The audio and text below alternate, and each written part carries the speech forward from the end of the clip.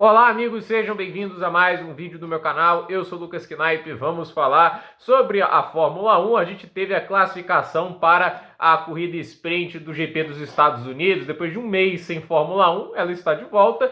E assim, Max Verstappen conseguiu a pole, né? Não era esperado, né? Tipo, a Red Bull, ela trouxe um grande pacote de atualizações, estava com as expectativas altas, a mesma coisa valia para a McLaren, a Ferrari também estava muito otimista, era a semana do otimismo, né? Todo mundo ficou um mês trabalhando na fábrica para ver o que podia melhorar o carro, e ousa dizer que a equipe que estava sendo menos comentada talvez saiu mais por cima que a Mercedes, né? Porque olhando para sprint, só para essa classificação de sprint, o melhor carro era o da Mercedes. Era o único carro que conseguiu fazer a primeira parcial abaixo dos 25 segundos. O Hamilton fez 24,8, só que o Lewis Hamilton jogou a pole fora, né? Ele errou no segundo setor muito feio. Ele fez um terceiro setor muito ruim, talvez porque ele sujou os pneus na hora que cometeu aquele erro, né? Mas, assim, ele foi 4 décimos mais rápido que o Russell só na primeira parcial. O Russell ficou quanto tempo da pole do Verstappen? 12 milésimos. Então, assim, quando faz aquela volta o Russell, eu pensei, talvez seja competitivo, né? E ele foi, mas, assim, é aquele negócio, podia ter sido melhor até para o próprio Russell, mas o Hamilton, para mim, virou a decepção ali um pouco maior desse Q3, né? Desse Q3, né? Mas, de qualquer maneira, é uma classificação para mostrar que, assim, né? A McLaren prometeu muito, mas na classificação não entregou nada. É o Piastri em 16º, óbvio, a chatice da volta deletada, né? Mas, assim, é a regra, né? E, assim, a gente tem, por exemplo, uma Red Bull que, pelo menos com o Verstappen, como tem sido na maior parte da temporada, parece um pouquinho melhor, né? O Pérez é aquele negócio, eu defendo muito o Sérgio Pérez, que eu gosto muito dele, mas tá insustentável, né? Eu não vou ficar aqui xingando a Red Bull se trocarem de pilotos no fim da temporada, porque tá difícil, o Pérez não tá correspondendo, até tava bem lá antes do Azerbaijão, acho que ele fez boas corridas lá na Holanda, né? Ele chegou a ter um desempenho interessante, até mesmo o GP da Itália ele foi importante ali para atrapalhar o Russell. Agora, no Azerbaijão, acho que o Sainz matou o que restava do Sérgio Pérez competitivo, porque, ao meu ver, ele estava tendo a melhor corrida dele na Red Bull. Eu não me lembro de uma coisa assim, ele fez a corridaça em Singapura em 2022, né? Ele tem boas corridas na Red Bull, né? Ele tem algumas vitórias, ele ganhou 5 corridas, né? Então, assim, ele deve ter pilotado muito bem para ganhar 5 corridas, né? Mas, assim, ele tem boas pilotagens na Red Bull, mas para mim estava sendo a melhor pilotagem dele, porque eu não esperava a Red Bull lutando por vitória, ele estava ali na briga, ele estava mostrando aquele espírito combativo, que eu sempre gostei muito dele, mas assim, a classificação foi horrível, né? Tipo, os tempos ali nas parciais era desanimador, né? Tipo, tem horas que você vê que ele tá bem, né? Você começa a ficar um pouquinho empolgado. No Azerbaijão foi o caso, né? Desde o início do fim de semana andando bem. Mas assim, no primeiro treino livre, né? Quando você já via a distância de tempo, você já pensava, não é nesse fim de semana. Não dá pra prever o Pérez, né? Tipo, a gente para pra pensar, ano passado no Japão, ele levou um couro absurdo do Verstappen. Tava levando meio segundo só no primeiro setor. Aí esse ano ele quase faz a pole. Ele chegou a estar no segundo setor, um décimo à frente do Verstappen. O Verstappen fez uma mágica no último setor para tirar aquela pole, acho que por 60 e poucos milésimos. Assim, foi muito apertado lá. Eu falei, como é que isso aconteceu? Tipo, até no ritmo de corrida ele estava próximo. Aí a gente vai, por exemplo, para os Estados Unidos agora, que em 2021 o Pérez chegou a lutar pela pole, né? E agora ele fica em 11º, entende? É impressionante, o cara não tá conseguindo achar confiança, né?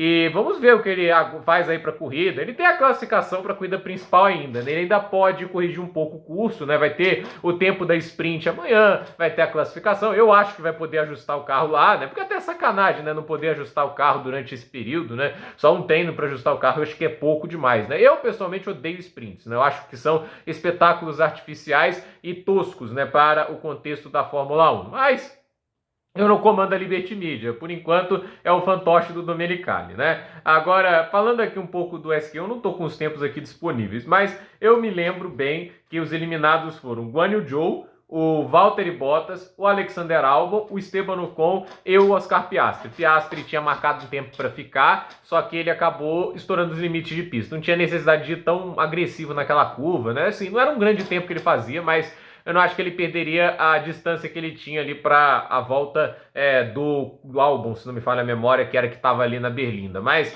Fato é que o Piastri cometeu aí o erro e acabou de fora, né? O Albon cometeu um erro pior, né? Tipo, e olha, não vi na grande volta, eu tava acompanhando o live time. A verdade é, né? Tipo assim, o cara tava tendo como companheiros o Sargent e o Latifi. E aí tava surrando dois pilotos que estavam demonstrando, assim, uma inabilidade em pilotar um carro que era assustadora, né? Tipo, eu sempre achei o Albon um piloto superestimado. Nunca vi nada de especial do que ele fez na Toro Rosso. Inclusive, assim, ele vai pra Toro Rosso, né? Tipo, ele vai pra Red Bull. 2 corridas depois que o companheiro dele, Daniil Kvyat, fez um terceiro lugar. Tipo, o Kvyat estava à frente no campeonato, o Kvyat estava andando melhor do que o Albon no campeonato, mas quem foi para Red Bull foi o Albon. Aí ele teve uma metade de temporada aceitável, né? Fez um 2020 bem fraco, e aí volta para a Fórmula 1 em 2022 na Williams, ao lado do Latifi, depois ao lado do Sargent.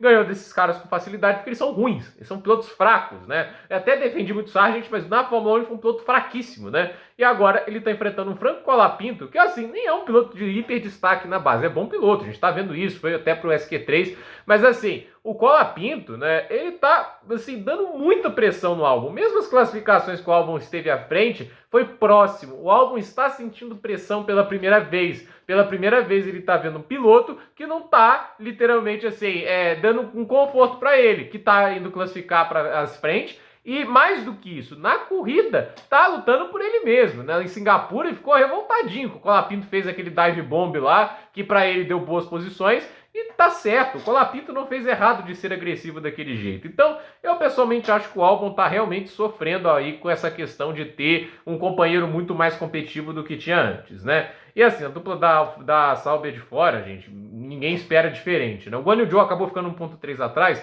mas por incrível que pareça, eu vou passar o pano pro Zhou, porque esse tempo todo se deve ao fato de que ele teve a volta deletada. A volta era próxima do Bottas, mas convenhamos, né? Tipo, tem aquela comparação, trash garbage, né? É o que tá dando pra falar de Bottas e Zhou, é a pior dupla da Fórmula 1, né? Aí no Q2 ficaram de fora, surpreendentemente para mim, as duplas da Aston Martin, eu esperava mais, os carros estavam andando bem, inclusive as parciais do Alonso eram boas, mas os dois carros erraram no último setor e ninguém teve uma volta válida, né? Eles não completaram a volta válida, né? O Lawson também teve a volta deletada, larga em 15º, né? Não tinha feito uma super volta também. E aí acho que ficou de fora o Gasly, eu não tô aqui com os dados, né? Eu queria estar, né? Mas ficou fora o Gasly. E aí ficou fora o Pérez. Assim, é difícil, né, Sérgio Pérez? Eu quero te defender, mas você não deixa.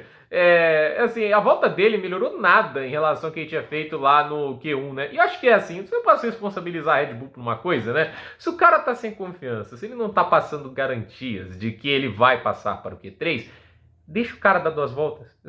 Assim, é pior do que isso. Os caras deixaram ele para fazer ali a última tentativa, né? Tipo, a única tentativa, como um dos últimos pilotos, né?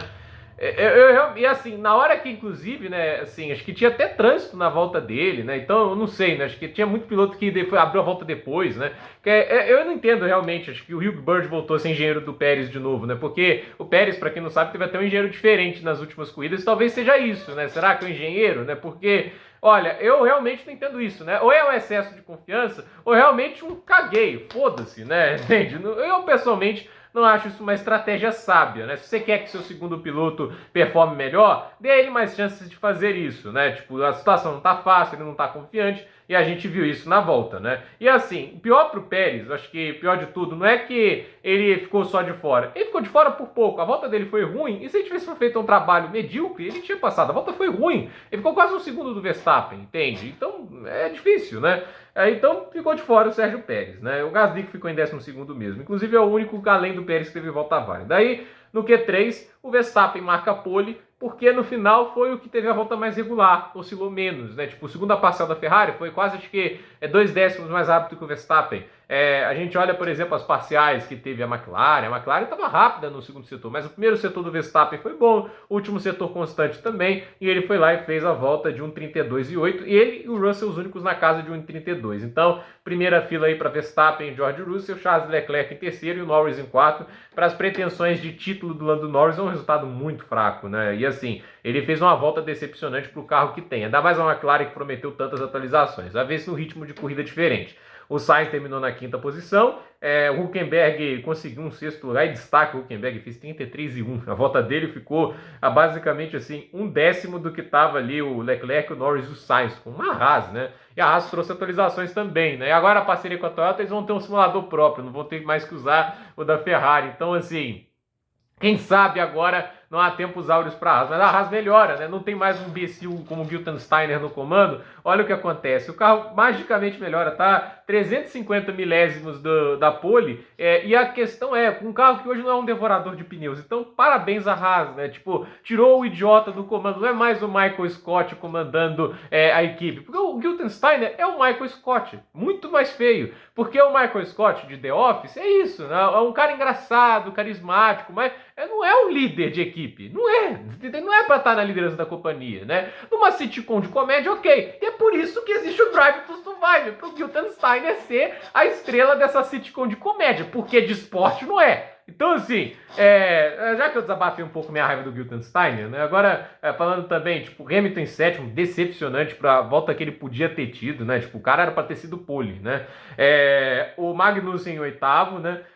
O Tsunoda em nono e o Franco Colapinto em décimo, né? O Colapinto acabou errando, rodou, não teve uma boa volta no final. É décimo lugar pra ele, com o álbum lá na 18ª posição, tá de bom tamanho, né? Tipo, vamos ver que o Colapinto tá pronto na corrida amanhã. O Tsunoda em nono é bom pra ele, até porque assim, todo mundo tá teorizando a vaga do Pérez. O Pérez se beneficia da concorrência ruim. Eu acho que o Tsunoda não recebe a confiança da Red Bull porque ele foi surrado pelo Gasly. E a gente já viu o Gasly na Red Bull, né? Não foi muito legal, né? Então, eu acredito assim que o Tsunoda ainda não tem essa confiança e o Lawson hoje não conseguiu ganhar muita coisa, né, nessa corrida. Mas a ver o que acontece, né? Eu acredito aí que eles têm até o fim do ano para mostrar o seu desempenho e o seu valor, né? O Pérez a mesma coisa, né? Eu não acho que eles vão demiti-lo agora nessa corrida, porque a próxima semana é cuida no México, né? Deixa o cara correr no México, entende, né? Assim, se for mal lá, e sim, né? Pode, quem sabe, porque já passou a cuida de casa, né? Se bem que parece cruel também demitir após a cuida de casa, mas se não tá entregando desempenho, né? Se bem que, parando para pensar, o que o Pérez teria de utilidade agora nem é Mundial de Construtores,